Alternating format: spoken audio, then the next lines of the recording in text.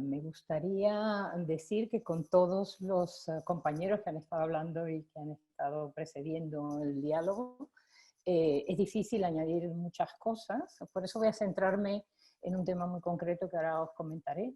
Es decir, que no podemos hablar del presente y del futuro sin hablar del pasado, y trataré de retroceder 60 años, ¿ok? Como las dos imágenes que nos presentó Xavier, que separaban 7 décadas, ¿okay? Hasta la emisión de un programa de televisión, en este caso un documental, que se llamaba The Thinking Machine, la máquina pensante, que fue pionero en su voluntad de divulgar y aclarar a la sociedad lo que era la inteligencia artificial. Yo agradezco a Harry McCracken, editor tecnológico de Fast Company, que me ha hecho descubrir este vídeo de 1960, una producción de CBS que ha recuperado el MIT de 53 minutos, y recomiendo enormemente que lo veáis, porque en realidad yo quiero divulgarlo porque para mí es un poema en el sentido de reflejar los planteamientos constantes en el tiempo en referencia a la inteligencia artificial que se plantea la sociedad. O sea que hace 60 años tenían los mismos problemas que nos estamos planteando nosotros y que seguiremos teniendo. Entonces, los dos anfitriones allí fueron un actor escéptico, David Wayne, que hizo conocidas películas como La costilla de Adán y La zona del crepúsculo, y el director del laboratorio de electrónica y más tarde el presidente del MIT, Jerome Wisner. ¿Okay? Entonces, de alguna manera era una introducción a los temas que en aquella época la gente estaba empezando a entender. Incluía algunos casos de demostración que siguen siendo vigentes, salvando las distancias de las diferencias de las máquinas de computación empleadas entonces, los avances en tiempo, espacio y miniaturización de los que han comentado los compañeros en los cálculos de hoy. Sin embargo, las perspectivas de posibilidades y preocupaciones siguen siendo perspectivas y preocupaciones de hoy. Entonces, en ese sentido, voy a establecer ese paralelismo entre el pasado y el presente, y luego me ocuparé un poquito del futuro si sobra el tiempo, porque no vamos muy bien de tiempo, ¿vale? Entonces, en ese sentido, empezaré por distintos aspectos que voy a comparar pasado y presente. El primero es el aprendizaje por parte de las máquinas, el segundo es aprendizaje de patrones, las máquinas capaces de pensar, la guerra y el juego del balance de poder, el predecir con precisión el futuro, la inteligencia artificial al servicio de la guerra, la automatización, si es o no progreso, la inteligencia artificial al servicio, digamos, de algunos temas que estamos construyendo, máquinas tan fabulosas, ¿quién estará a cargo al final? O sea, ¿será el hombre o la máquina?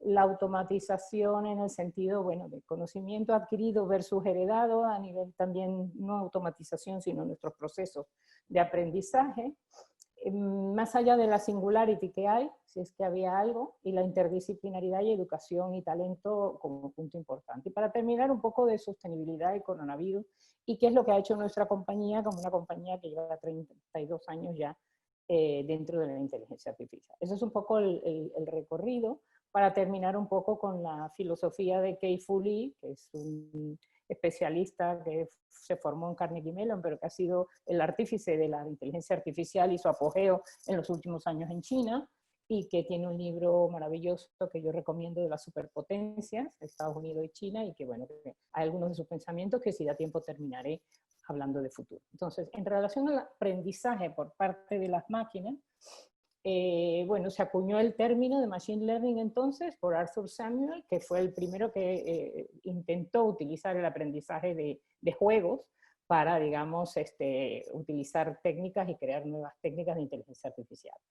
Bueno, eso es el pasado. En el presente que tenemos, pues ya el ejemplo que todos habéis ido comentando, Alphabet y su adquisición de DeepMind, vemos el apogeo de Machine Learning, redes neuronales, Deep Learning, jugando ajedrez, jugando a Jeopardy, jugando al Go, y miles de aprendizajes que ya no son vía juegos. Tenemos toda una serie de temas lógicos, que es la imitación de nuestro pensamiento, por el cual queremos diferenciarnos del resto de las especies, y hemos visto que es tan simple imitarnos, que no es tanta complejidad, que a veces era más compleja, digamos, la parte analógica de nuestro cerebro, en el subconsciente, en cómo movemos un músculo, cómo corremos hacia allí, cómo nos movemos a la derecha, sin ser muy conscientes de lo que estamos haciendo, y sin embargo, también hoy en día ha tardado muy poco los de Boston Dynamics y sus robots, y ya son increíbles, ¿ok? O sea que en realidad somos bastante imitables, y aquello por lo cual creíamos que éramos especiales, que éramos bípedos, que nos parábamos, que caminábamos vertical, que casi ningún otro mamífero lo hace así, bueno, tantas cosas que creíamos que éramos especiales, no lo somos tanto. Bueno, entonces en ese aprendizaje de parte de las máquinas, pues de alguna manera es el tema de Machine Learning, y vemos que sí, que van aprendiendo. El aprendizaje de patrones es parte del proceso que aún no estaba comprendido en el pasado. Se presentaban niños aprendiendo el alfabeto en esta película del 1960, la televisión que os comentaba, y una máquina reconociendo los patrones de las letras P y W. Bueno, eso lo hemos superado mucho. Sabemos que las redes neuronales, gracias a la capacidad de cálculo de hoy en día, son ejemplares en estos procesos de reconocimiento y patrones en muy diversos contextos, si bien así, como decía Ramón, no siempre ganándole al ser humano, ¿no? Luego estaba el tema de máquinas capaces de pensar. Era otra preocupación que había en el año 60. Era una pregunta difícil, según Wisner, de contestar, el director del laboratorio de electrónica del MIT, y en realidad el foco en ese pasado reciente y más lejano, era un foco en resolución de problemas, que es lo que llamamos hoy en día Narrow AI, o sea, la inteligencia focalizada, contextual, que resuelve problemas muy concretos. Es lo que están haciendo la mayoría de las redes neuronales, ¿ok? Y allí Oliver Silfrich, que era uno de los especialistas del Lincoln Laboratory en aquella grabación, aseguraba que él viviría para ver las máquinas capaces de pensar. Bueno, todavía piensan con cierta limitación, hacen cierto pensamiento con ciertas características de contexto, pero bueno, sigue siendo una difícil pregunta hoy en día, y más aún cuando el foco de la generalización en soluciones en la parte de General AI, no la parte narrow, sino la inteligencia artificial general, que tenga la capacidad de resolver generalmente todo tipo de problemas. Como a nosotros se nos presenta un problema y tratamos de resolverlo, pues todavía no hay una máquina y una inteligencia que sea capaz de abordar ese enfoque de General AI, ¿no? Es bastante foundational, es bastante de temas complejos de la parte teórica que no están resueltos, ¿no? Luego está la guerra y el juego de balance de poder. En aquella época, el pasado era la Unión Soviética y Estados Unidos, con la conquista de la Luna y la Guerra Fría, ¿y qué hacemos, no? Bueno, pues no ha variado mucho.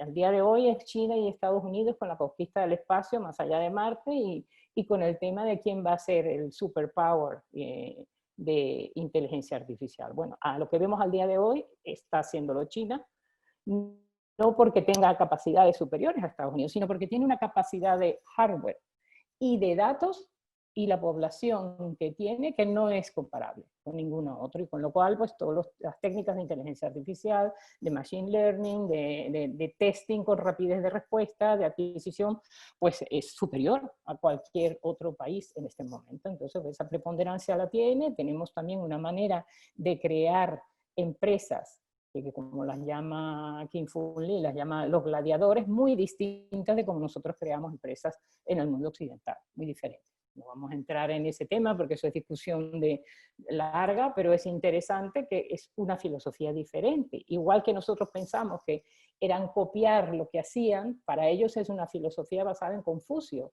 Es en repetir aquello que aquellos que admiras han hecho. O sea, que para ellos la filosofía que nosotros veíamos, pero que China roba, se copia, no sé qué, no sé cuánto, no hay protección de propiedad intelectual, ellos lo ven como algo muy natural, es una filosofía oriental muy distinta de la nuestra. O sea, tenemos bastantes cosas que aprender, y de alguna manera, bueno, han sido más rápidos en establecer estrategias nacionales. El día que ganó la máquina al Go, o sea, ya montaron en el 2017 una detallada estrategia nacional de inteligencia artificial que no lo ha montado nadie. O sea, Europa ha sido muy tímida y puso apenas un par de billones sobre la mesa, que no se sabe muy bien todavía por dónde va, pero bueno, vamos a leer los documentos más actuales que nos proponían un día, ¿vale?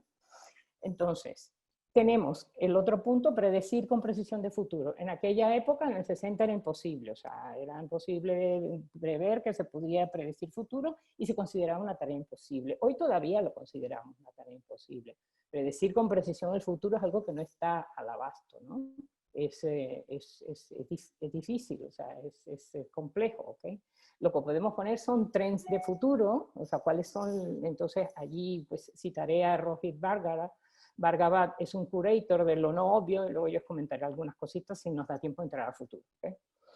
En el punto, el inteligencia artificial al servicio de la guerra, bueno, aquí ya desde entonces había sido crítica a la comunidad científica. Los pioneros en su día fueron Severo Orenstein, Brian Smith y Lucy Schumann de Xerox PARC, que crearon el primer grupo de Computer Professionals for Social Responsibilities, en organización que se montaba contra la inteligencia artificial y su uso en la tecnología de las computadoras empleadas con fines militares, porque en aquella época lo financiaba DARPA. Entonces, en el 1983 y aún continúa, o sea que entonces solo existían las capacidades de procesamiento dentro de inteligencia artificial. Cuando aquel grupo se creó, solo había lenguaje natural, visión y voz, y alguna que otra automatización de razonamiento automático. Hoy hay de todo. Y existe, claro, la crítica a la comunidad en general sigue existiendo, el paralelismo del Star Wars, de la Guerra Fría de Reagan, hoy denominado MAVEN, y el JEDI, que es el Joint Enterprise Defense Infrastructure, proyecto más reciente, no son muy diferentes.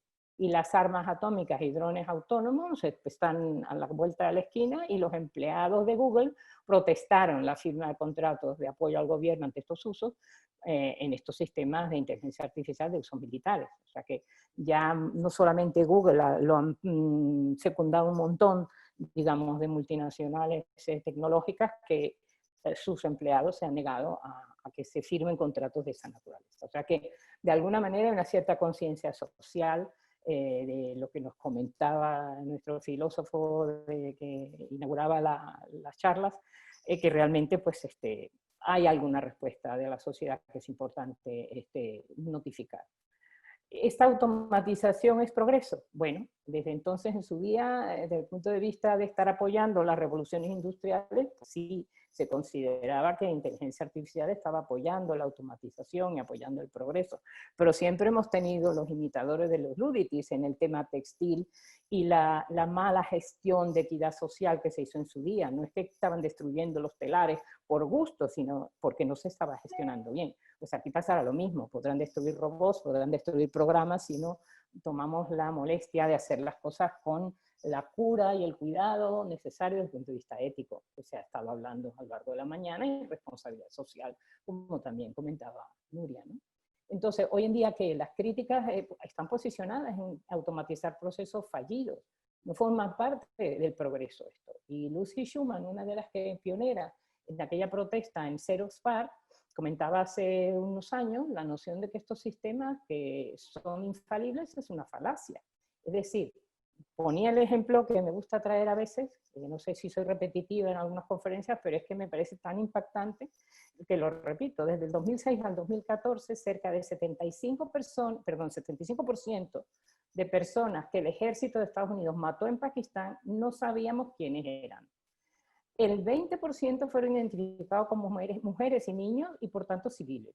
Y el 5% se sabía quiénes eran y no estuvo claro si eran objetivos legítimos. Es decir, automatizamos un sistema que falla masivamente, y esto no debería estar permitido. Es decir, usar la inteligencia artificial para automatizar procedimientos que demuestran que no son infalibles y que se equivocan y que hacen daño a la población, es algo que se debe evitar. Entonces, bueno, es un tema que sigue vigente y que en el futuro seguiremos teniendo que ser muy vigilantes. Luego, en temas de conocimiento adquirido versus el heredado, eran conceptos preconfigurados que teníamos ya en wired en nuestro cerebro por genética, y los adquiridos por la experiencia y el aprendizaje. El vídeo de la televisión de 1960 pone dos ejemplos muy bonitos, o sea, uno del cual yo estaba familiarizada porque mi marido, Antonio Trías Bonet, que tengo el privilegio de haberlo conocido en Berkeley cuando hacía el doctorado, y de tener, digamos, 40 y pico años con él, y es un genio catalán, un físico teórico, o sea, que es el que inventó las patentes de las redes eléctricas, no yo soy mera gestora y desde el año 3 de la compañía ya me dediqué a la gestión porque teníamos que distribuirnos tareas. Pero esto, de alguna manera, el ejemplo de la rana que no tiene el concepto de una mosca en movimiento, ya lo utilizábamos porque es muy ilustrativo. Si la rana está con las moscas muertas no se mueve, si la mosca se la mueve enseguida saca la lengua y se la come. Bueno, esto está wired, está metido dentro de nuestros meninges, ¿no? Y otro ejemplo muy bonito del vídeo es que los patos, que habían estado desde que nacieron en aislamiento, se asustaban con una figura voladora de un halcón y no con una de un ganso. Es decir, que eso existe, eso es demostrable, no es una cosa nueva, sabemos que tenemos ese conocimiento genético adquirido de siglos y bueno, y eso no ha variado. Sabemos más aún ahora de la plasticidad y la sinapsis que nos permiten seguir aprendiendo más con la edad y nos permite como investigadores seguir aprendiendo más y conocer mejor esos procesos que aún no son desconocidos en un conocimiento total, ¿no? Luego también estaba el tema de singularity, o sea, es un concepto más tardío, del 57, von Neumann lo menciona en una conversación y lo cita Kurzweil más tarde en una bibliografía de un libro que edita, pero es el concepto que ya comentó Ramón, de el momento en que después de Narrow AI y después de General AI, ¿cuál es el próximo nivel? Pues el Singularity, es decir, que las máquinas, las inteligencias que hemos creado nos superen a nosotros. Si ese momento en que nos superan es lo que se llama el momento singular, es una singularidad, es un tema muy notable, ¿no? Entonces, bueno, sigue estando más lejos de lo predicho, o sea, como dice Ramón, o sea, eso se suponía que iba a estar a la vuelta de la esquina, cada vez está a la vuelta de la esquina, pero cada vez lo vemos más lejos, ¿ok? Somos realistas, los avances, a pesar de el salto magnífico que han dado las máquinas, ¿no? Como explicaba nuestro compañero de Supercomputing, Xavier, realmente pues no ha llegado y no creemos que va a llegar en el corto término. ¿Okay? Y la pregunta es si las máquinas, o sea, estarán a cargo o nosotros. Wisner respondía muy sabiamente al actor en ese programa y me gusta porque él terminaba diciendo, bueno, el hombre, espero, decía, porque sabes que siempre podemos desenchufarlas, ¿ok? Bueno, eso no ha variado mucho, ¿eh? O sea, nosotros también lo tenemos. Hemos visto instancias recientes donde este control se nos escapa y máquinas que empiezan a comunicarse entre ellas en un lenguaje de entendimiento y comprensión que para nosotros, los hombres que las programaron o las están monitorizando, no entienden. O sea, entre ellas se ha creado ahora algo que se entienden entre ellas y nosotros no. Bueno, esto es preocupante, ¿no? Esto es maravilloso, pero hay que estar pendiente de cuándo hay que saber que hay que preparar ese desenchufe, ¿eh? Porque lo que sí tenemos claro es que el control lo tenemos que tener nosotros, ¿eh? Y está a nuestro alcance, ¿okay? Más allá de la singularidad que hay, bueno, en aquella época no se lo planteaba nadie en el pasado. Hoy sí, tenemos toda una industria de cine con imaginación apocalíptica variada, pero aún no está resuelto el tema, ¿ok? No sabemos, ¿ok? Lo que yo sí creo es que nos vamos hacia una inteligencia extendida, donde los humanos nos extendemos con inteligencia artificial. Así como nos hemos extendido con unos sensores que se llaman el teléfono, y como decía el ponente anterior a mí, que básicamente nos levantamos y prendemos el móvil o lo miramos a ver qué pasa, es simplemente porque es una extensión nuestra, es un nuevo sensor, es un nuevo oído, un nuevo ojo, un nuevo conversador, o sea, todo eso. ¿Okay? Entonces, no es más que una extensión de nuestra físico que nos soporta en todas las partes perceptiva y de análisis, pues el móvil es uno de estos y no sabremos, tenemos incapacidad de imaginarnos qué será el objeto que tendremos añadido en los próximos 5 años, ¿no? Bueno, sabemos que Tesla exagera y digamos, Tesla, ¿cómo se llama este hombre? Que no es Tesla, el dueño de Tesla, bueno, exagera diciendo que tendremos chips metidos dentro con una serie, bueno, a lo mejor sí, ya hay muchas personas que ya tienen los chips metidos dentro que hacen ciertas funciones, debajo de la piel subcutánea. ¿Okay? Bueno, en términos de la interdisciplinaridad, educación y talento, aquí no estaba planteada en aquella época la interdisciplinaridad, sino como instrumento de tecnología complementaria.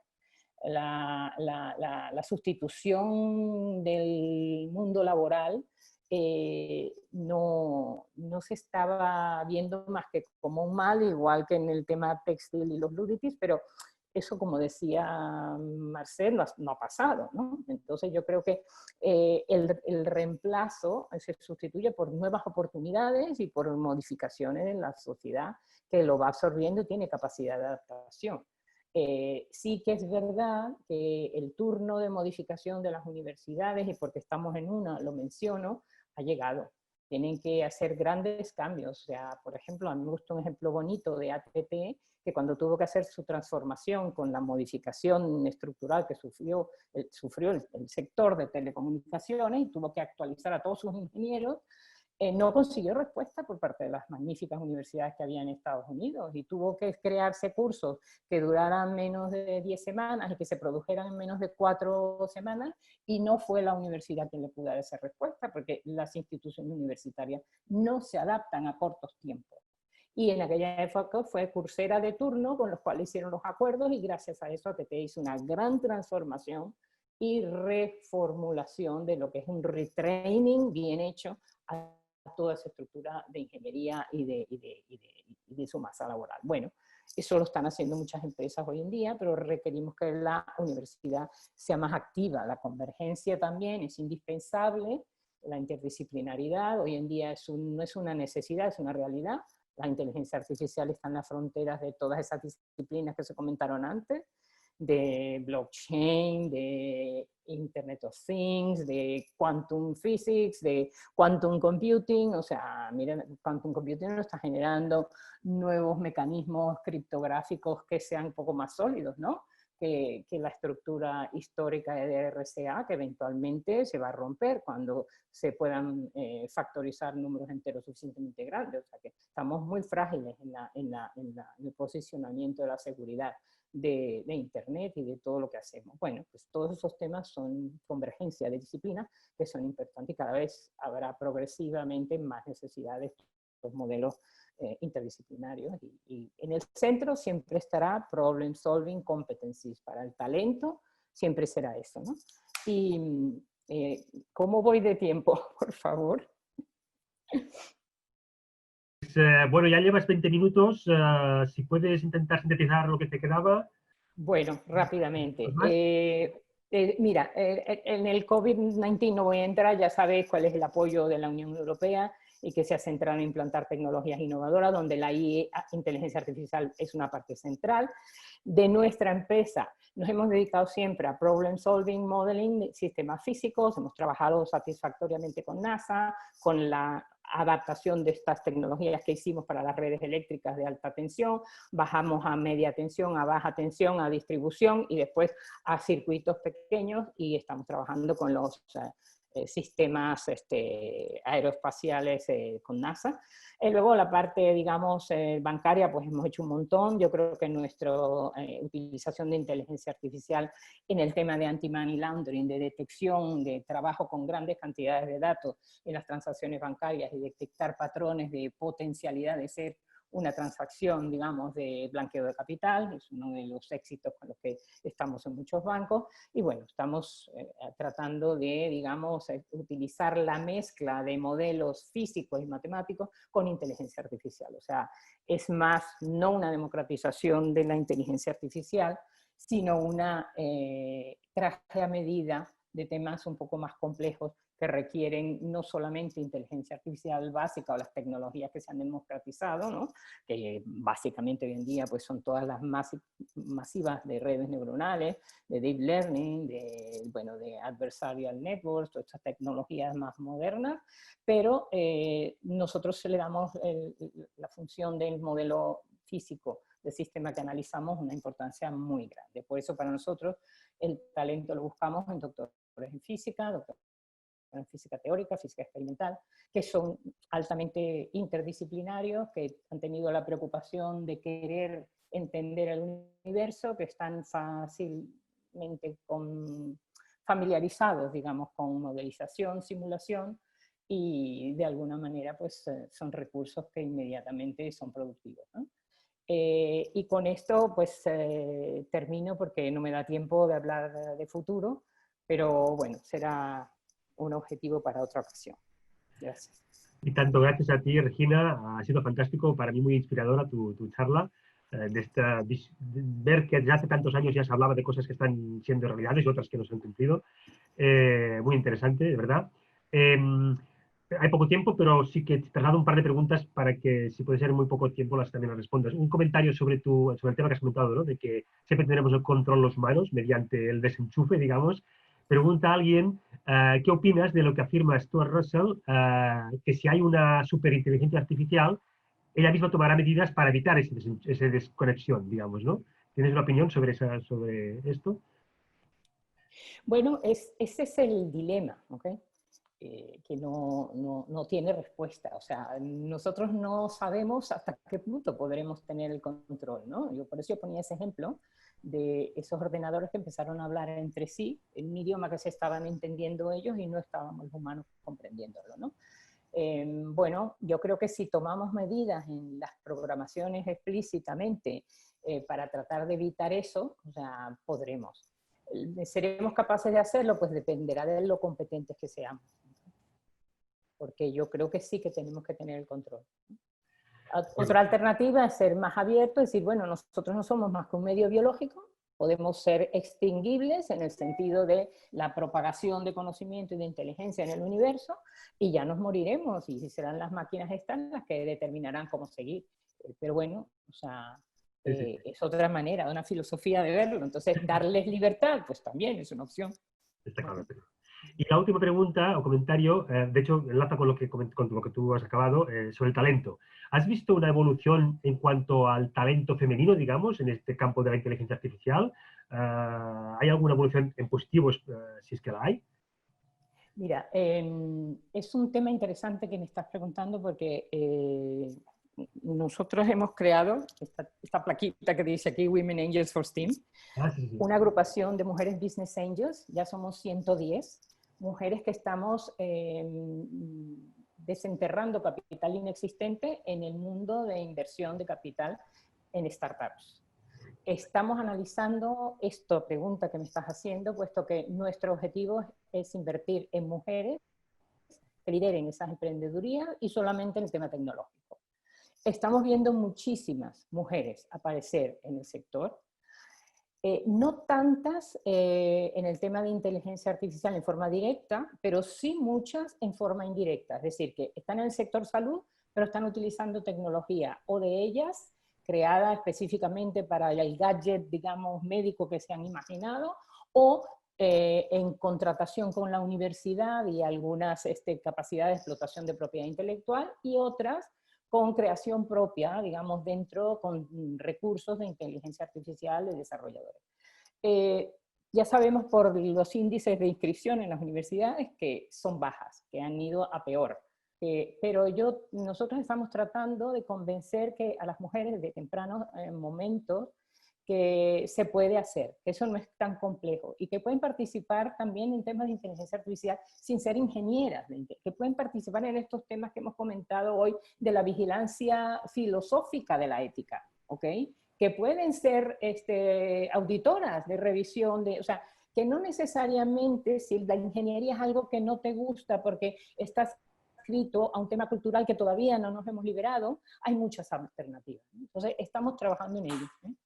Y nada, apoyar a todo lo que pueda llegar a ser apoyo de género, porque no nos gustaría que en la definición del roadmap tecnológico del futuro, que ya está adelante, las mujeres no participen.